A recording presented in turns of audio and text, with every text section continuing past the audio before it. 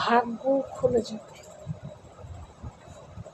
ভাগ্য খুলে যাবে। ফজরের নামাজের পর 3 দিন এই আমলটি করুন, আপনার ভাগ্য একদম খুলে যাবে। ফজরের নামাজের পর এই আমলটি 3 দিন একটানা করতে হবে। 3 দিন এই আমলটি করুন। আমলটি হচ্ছে দুরুদে ইব্রাহিম 7 বার পড়বেন, দুরুদে ইব্রাহিম 7 বার পাঠ করবেন।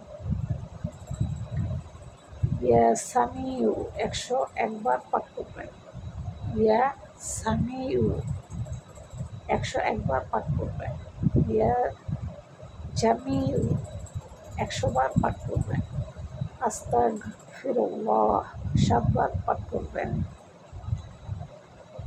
জান্নাতের 8টি দরজা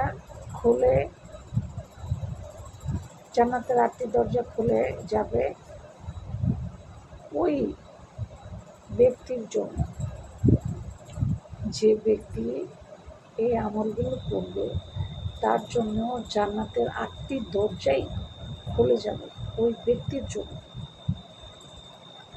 আবারও বলছি, আমলটি কি?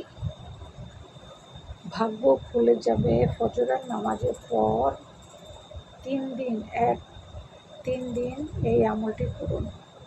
দুরুদে ইব্রাহিম 7 বার, ইয়া সামিউ 101 বার, ইয়া জামিউ 100 বার, আস্তাগফিরুল্লাহ 7 বার। জান্নাতের 8টি দরজা খুলে যাবে ওই ব্যক্তির জন্য। ভাগ্য খোলার দোয়া। ইনশাআল্লাহ আমরা আমলগুলো করার জন্য চেষ্টা করব।